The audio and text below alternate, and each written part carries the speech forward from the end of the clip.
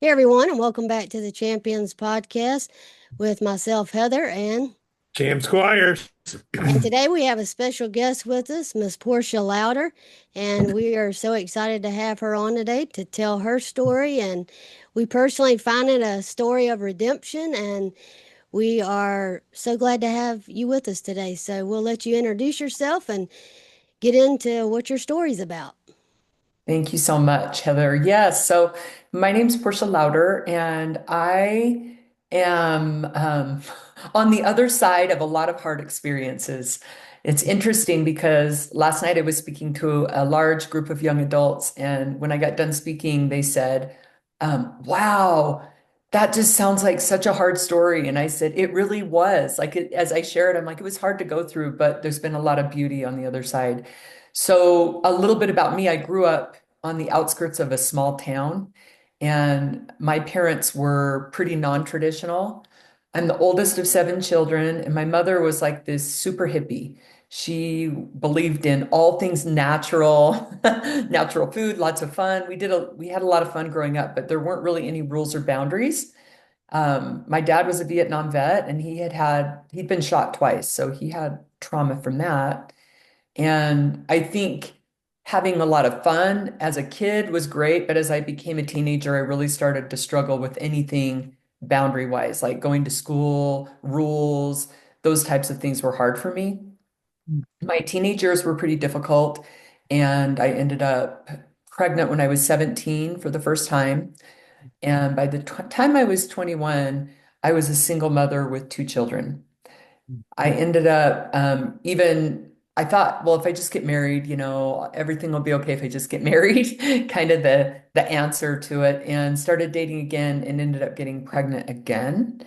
So I was 23, single mom with two kids, no child support, and I remember feeling really scared that I kind of felt like my kids deserved better.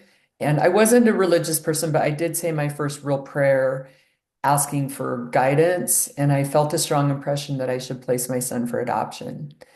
And, I remember it feeling really hard. Like I thought, how am I going to do this? But I did feel some strength that I hadn't felt before. And so I started looking for a family, and I met a wonderful couple. They were there through my whole pregnancy, and they were there the day my son was born. And they were in the room with me, and I remember watching them hold him for the first time. And then they walked out, and I just felt empty. Like I didn't understand why I felt how I felt because they didn't talk about therapy back then. I just thought, well, I'll just go back to work. I'll be okay. And I wasn't okay. I ended up first, I started to struggle with prescription drugs, and then I became addicted to street drugs, and my life got a lot worse. Um, I was gone all the time. My parents were raising my kids, and I remember coming home late one night, and my son, who was 8 years old, had been standing there crying, waiting for me. And my mom looked at me and she's like, Portia, all this little boy cares about is you. Like, what would be enough for you to change your life if this isn't? And I remember that night taking my son downstairs and just laying on the floor and sobbing and begging God to take it from me. Please help me be a good mother. I can't live like this anymore. And my sweet son, he's like, Mom, it's okay. Don't be sad, And I said, Jace, I'm such an ugly person. And he goes, No, Mom, you're beautiful. Come look in the mirror, Mom. Look how beautiful you are.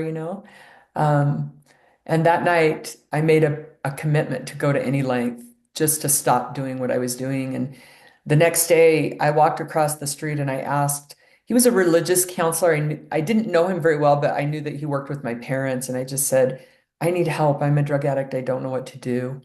And he was wonderful. He was also really honest with me. He told me, he's like, Portia, you're very selfish. He's like, you're going to have to change your life. And, if you want things to be different, you're going to have to see the world in a different way. And he also introduced me to somebody that was involved in like 12-step meetings, like Alcoholics Anonymous. And that was really powerful for me to see that there was other people struggling like me and to know that there was hope. Like if other people were recovering, then maybe I could too. And so I went to meetings and really started to work on myself. And I remember my bishop telling me, you need to figure out why you did all these things that you've done. And I kept saying, well, it's my ex-husband's fault or it's my parents' fault. And one day I called him and I said, it was me. I did these things because I chose to, I wanted to. And that was like a really good lesson for me because it was accountability, right? Like recognizing, even though maybe some of those things weren't fair and they were hard, I still had a choice in how I responded to them. And so I started to build a new life, and I wasn't looking for a husband, but I ended up meeting my husband. He's awesome. He's a really great guy. The first time I dated Chad, I asked him, I'm like, what scares you the most about me, Chad? And he's like, everything about you scares me. He was just such a conservative guy. And I still wonder how in the world we ended up married, but we did, and he adopted my kids. And this is the good part. This is the part where I started to build my own photography business, and the kids were doing well. They were in elementary school. I ended up getting pregnant again. I just have lots of kids. I had two more kids, 18 months apart.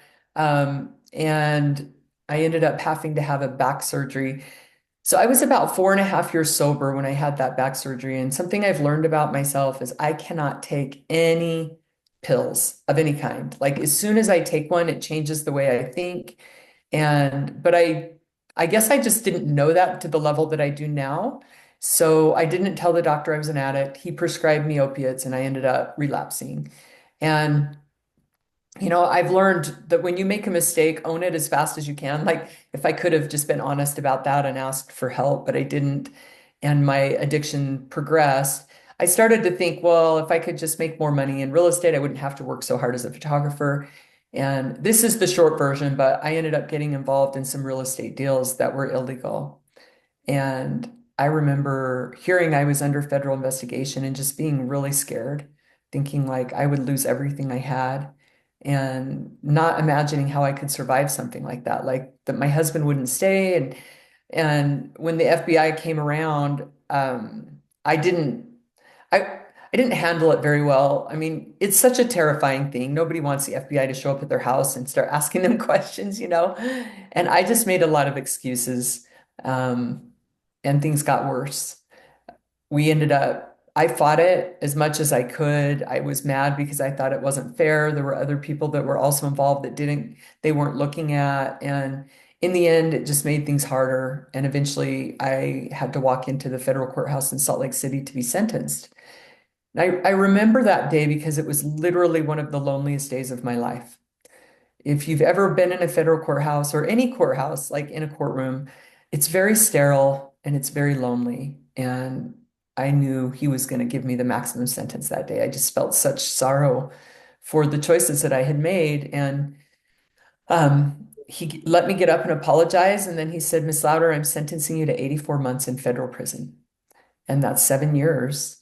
And I remember looking back, and my youngest daughter was 7 years old, and just wondering how would I ever be away from my children as long as she had been alive. It just didn't seem, I was really shocked. And my husband stood up and he pled with the judge. He said, please don't take her into custody today. Please give her time to say goodbye to our family before she goes to prison. That's when I knew I married the right person. If I hadn't known before, like that he could stand there and advocate for me after all that we had been through. And I also knew we would get through it together. I knew he would stand by me, and I knew that I would work hard to be worth that wait.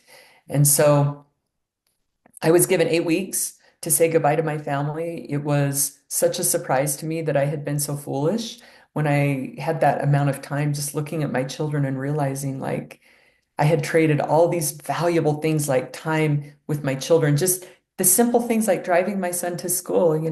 How beautiful is it to be able to do that? And I had traded all those things for money. And I remember the last night before I left, I watched my children sleep and I cleaned my house one last time. And then the next morning I said goodbye to my children. And they don't have federal prisons in Utah. So my husband drove me 14 hours to Dublin, California, and I walked into a federal prison.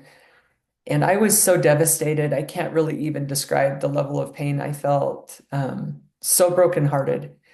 I remember it took me like 3 days to even, I wouldn't leave the cell. I couldn't believe that I could survive 7 years away from my family. And even a week seemed overwhelming. And I remember getting on my knees and saying probably the most important prayer of my life, which was, Heavenly Father, I have failed everyone in my life. and I can't see my way out of this, and I'm in such a deep hole. I just need to know who I am to you. And I remember feeling the most incredible amount of love I've ever felt, like this absolute knowing of my worth and how loved we are and how valued we are, even in our weakest state. We are so incredible. We have this ability to transform, and we are so loved. And I could see that I had an important purpose on this earth, even in my weakest state. And I could see that everyone in that prison was so loved and valued beyond anything I could comprehend. And I learned that when you know who you are, you can do really hard things. And it was really hard. I was gone for almost 5 years. I got some time off for programs I did, but I literally watched my children grow up without me. I saw them about once a year, and every time I saw them, they were 6 inches taller. Um, the first year, I would say I was in denial, like I couldn't really accept the amount of time. My second year is when I just cried for about 6 months and started to reach out and take ownership of the choices I made and ask my children to forgive me and my community.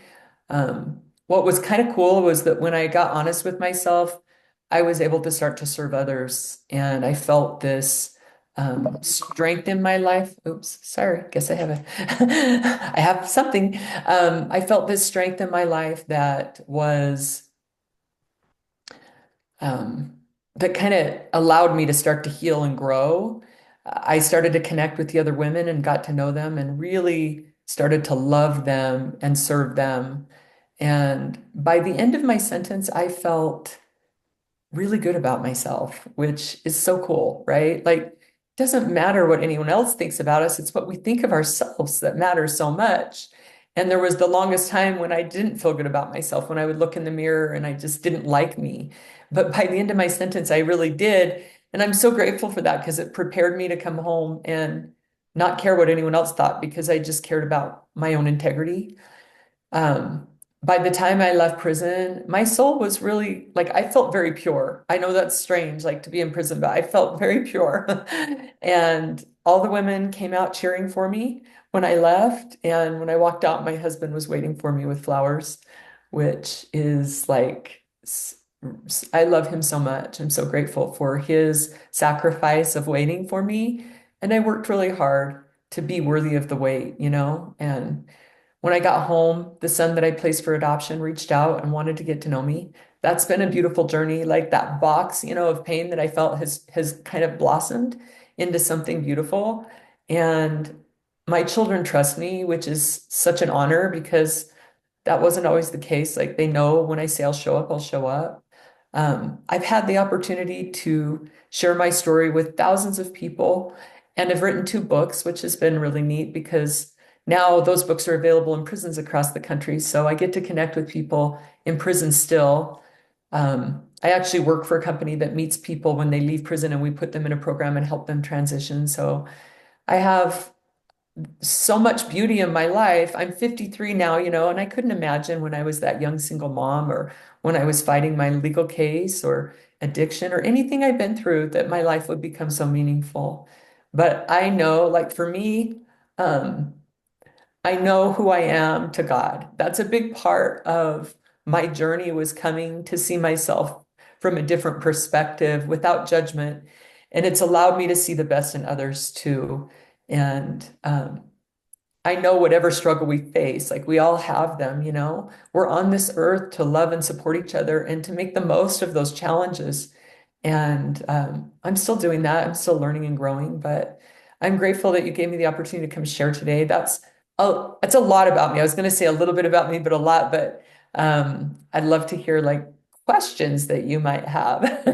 Yeah, and I've heard you say so many times just with your video content that when you were in prison, it gave you time where you had nothing but your thoughts, and that you realized that you had nothing but your faith to lean on at that time. And I think so many times God puts us in uncomfortable positions, but we don't realize it at the time. But as you say, you're serving others. You wrote books. You help people in so many ways. Your family is more beautiful than you could have ever imagined, rekindling relationships. And so, of course, it was very unfortunate that you had to be away for so long.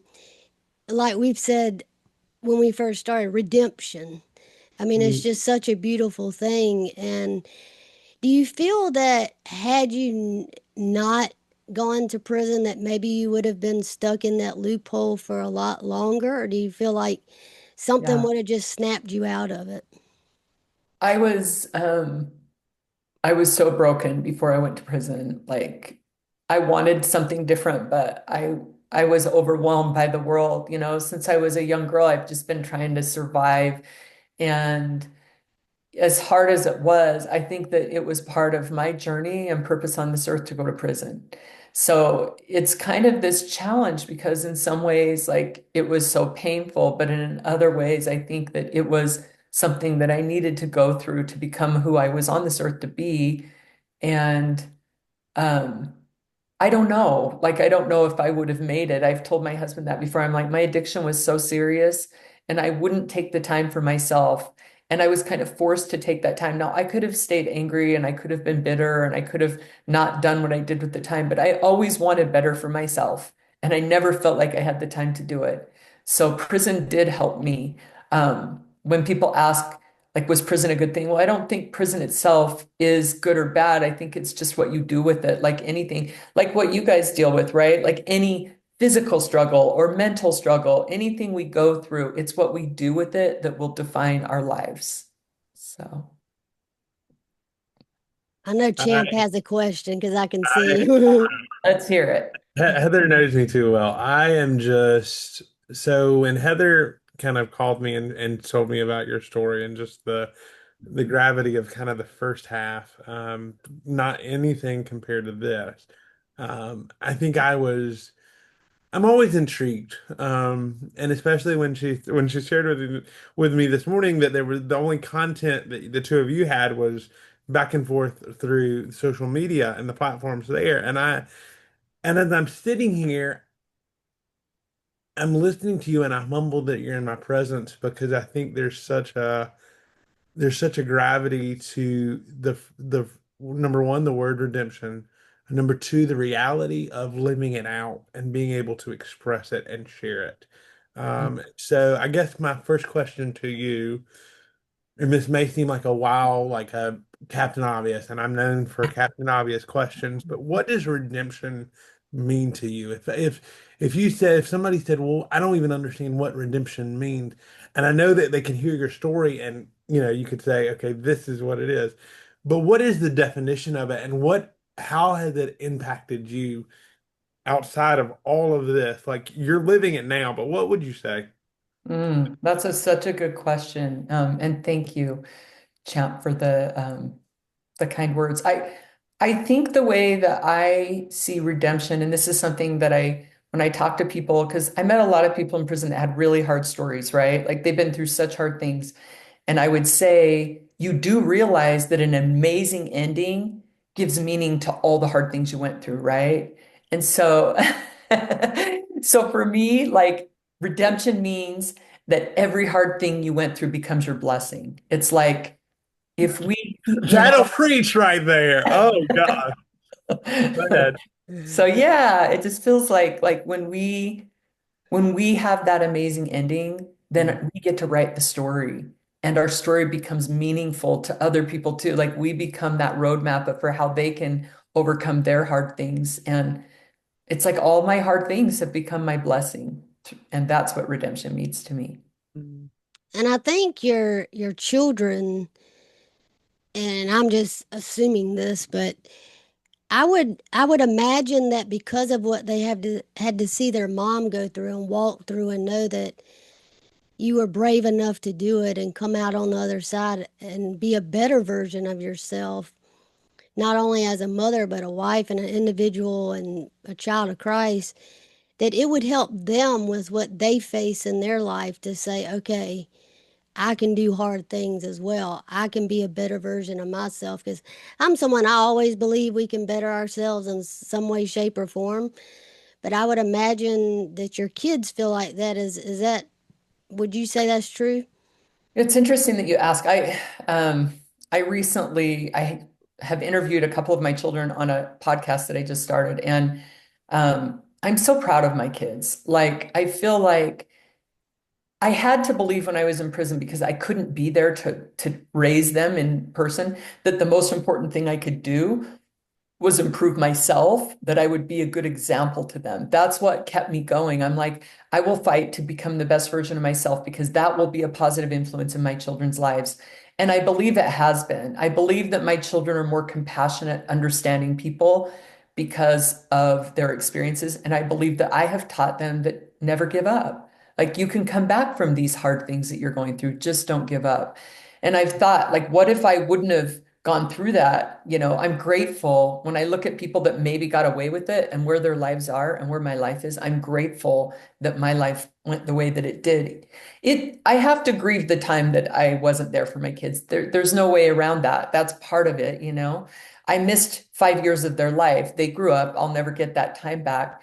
But at least I did something good with the time. I mean, that was the next thing that I could do was make the best of the time. And that has been a blessing for all of us.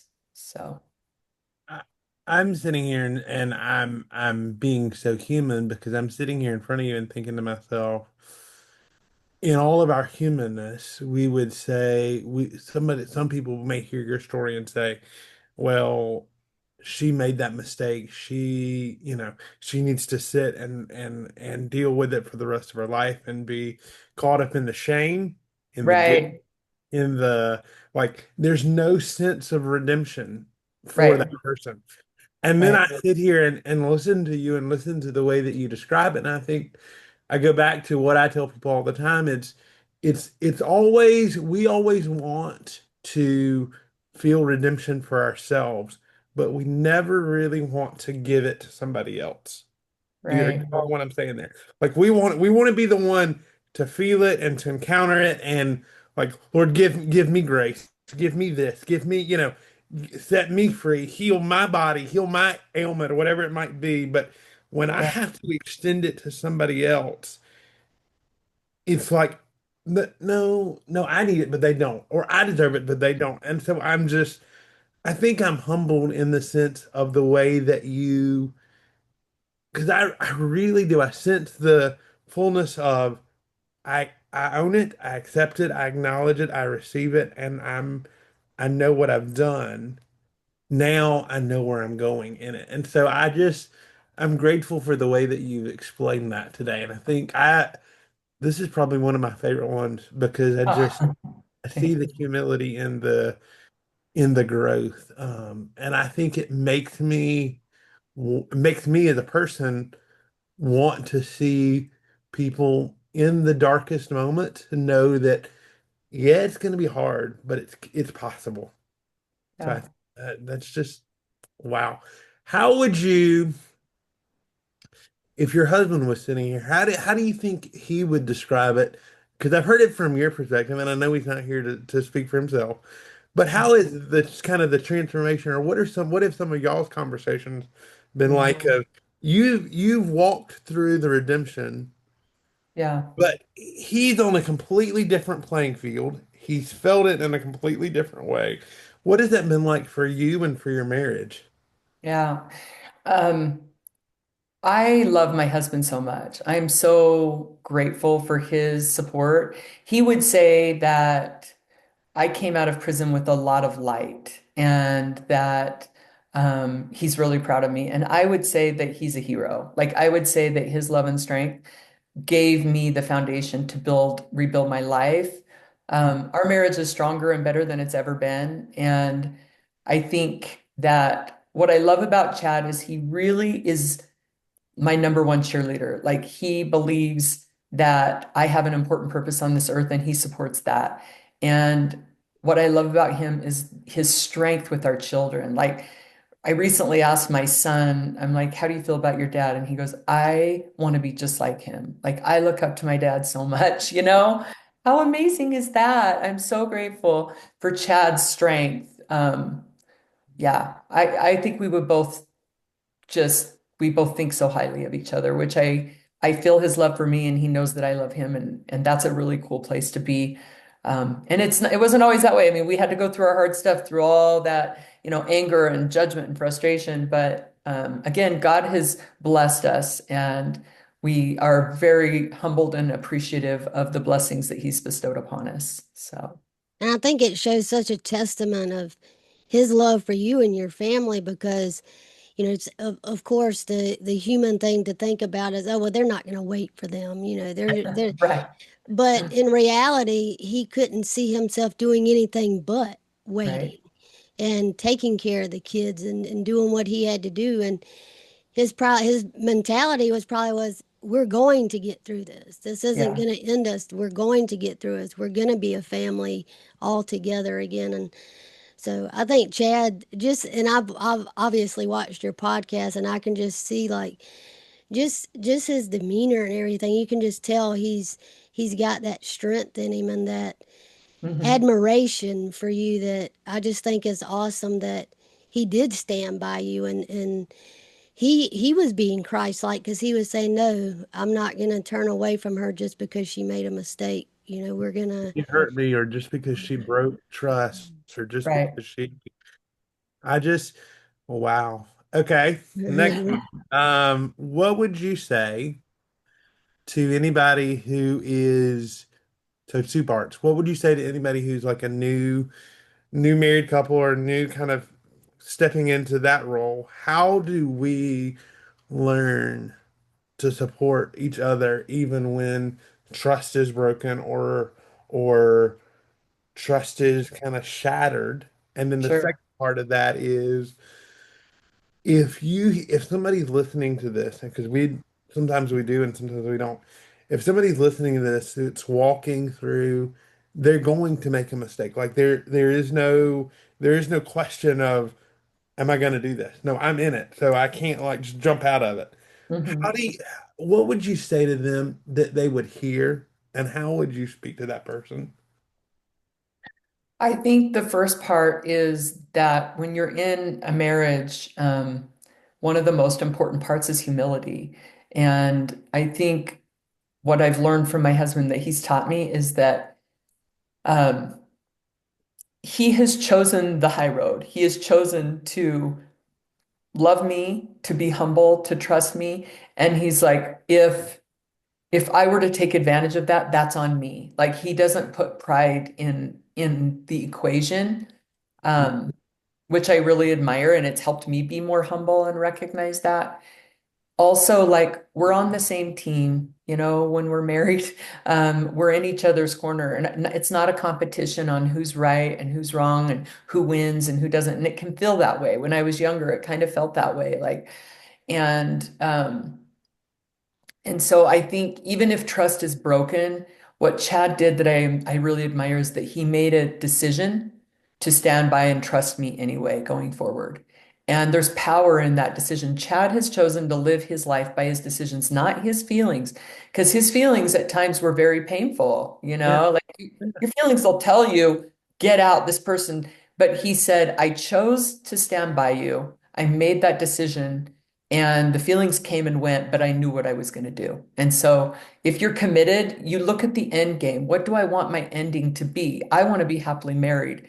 And the middle's going to be difficult. There's going to be things that come and go that are difficult. But when you already know what you're going to do, there's a lot of power in that. Um, and I would tell people that, I guess the second part of the question is people that are going through, that are in that mistake. The next right thing can be such a powerful thing. When you make a mistake, the next right thing. And so, for me, the next right thing was I've already made a lot of mistakes and now I'm in prison. What's the next right thing? Start right where I am and start to build a foundation of character. Because you can start anywhere with that and admit my wrongs, like be open about those things, make a list of the things I've done to hurt people, own that, and start from there. Because you can turn anything around, but at some point you have to stop going the wrong direction. And so the next right thing to me, and then don't give up. Like the middle is hard, but don't ever give up. Like when I talk to people that are struggling, I'm like, I get it. You're right in the thick of your addiction or whatever else, but you're in the middle. There's an amazing ending waiting for you, and not to give up, because I could not see my life like this, but I didn't give up. And if I would have given up, I would have never had this. So, yeah. Mm. Do you think that people, I'm in awe because I'm just like, she's the person that I want to be when I grow up, Oh, like no, Heather, because that's really how sweet. has the redemption been for the other people outside of your marriage and your children? Do Mhm. you still have to deal with the unforgiveness or people that haven't been able to step into that role of I accept her for who she is because I see, because maybe they haven't been able to bring Yeah. themselves to that point? And what has that been like for you? Well, I share a lot on social media, and there are people that'll just say you should be embarrassed. Like they want to hold on to a certain view that they see of people in prison, like, and that's okay. Like for me, I'm like, you got to be where you are, right? And I choose to share on social media, so I have to take like it with a grain of salt. I mean, it's their view. I Mhm. have actually been very supported. I would say 90% or more of people have just been really, I think human nature, people actually do want to support each other. They want to cheer each other on. You just have to give them a path to do that. And and then the ones that don't, it's more about them than me, right? Like they feel threatened by somebody else changing their life. And I can just have compassion for where they're at and just say they're just not there, you know? And it's all about accountability, which, if anybody watches your material, they will see that you always clarify, you take accountability, but you took that and made it into something positive. And so I think that's why you have so much support, is you're not sitting there saying, woe is me, you're Yeah. saying, hey, I deserved what I got, but I also took it and made it into something that now is so much bigger that I can see the purpose and the pain at the time. And so I think it's just really incredible that you can do that. And I'm sure you still have, emotional trauma through what you Oh, I went do. through. I do. I'm sure it always stays there, but the fact that you can still live a beautiful life and be able to move forward is such a powerful thing. Thank you. Thank you. Wow. Mhm. I'm a different person because I sat in your presence today and Mhm. Oh, well, I feel the same about both of you. You guys, thank you for giving me the opportunity to be here. What a blessing it is. We are connected in a deeper way than anything we can see, in a soul way. Our souls are connected. And this time that we've spent together I will feel better today because I got to spend time with you. So I appreciate it. Now, anyone that obviously, I know you're on TikTok. Is there any other platforms or anywhere people can Yeah. access your books or anything if they want to learn more? Yeah, so on Amazon, I have two books and also an Audible, and I read them on Audible, so that's kind of cool. yeah. Yeah, so people like that. And then on YouTube, I'm on every platform, YouTube, Instagram, Facebook. I did just start my own podcast, and that is now available. It's called Living Louder. It's the same title as my book. And so, yeah, I mean, I love to connect with people. I have a lot of people that reach out that have family members that are going through this, and any way that I can support people that are going through this, I will. So have them look me up. I'm everywhere. Portia Lowder. Here's the thing. My mom gave me a name that when I was a kid, I thought, why do I have this weird name? But there's only one of me in the world. There's no two, there's only one. So if you look up Portia Lowder, you'll find me. I love Well, it. we are just so thrilled that you were able to come on and share today. And I know we feel like we could talk to you all day long, and your story is just so incredible. And so we feel honored that you came on and were able to share. And we hope that all the listeners will be able to see a little insight into a redemption. And if they're going through something, that they can see that it does get better. It does get better. And that's such a powerful message, is just seeing like, hey, you went through something terrible, but there is a light at the end of the tunnel. And so, like I said, we're just so honored you came on, and we encourage everyone to go and check out her socials and her I'm going to be books. buying the And book today. I can promise you that. That's what I'm going to do as soon as I get off.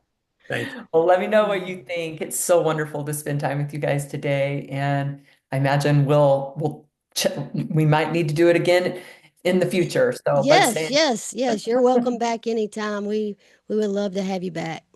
All right. Thanks, you guys. And thank y'all, and check back to Champions Podcast again next week. And God bless you all.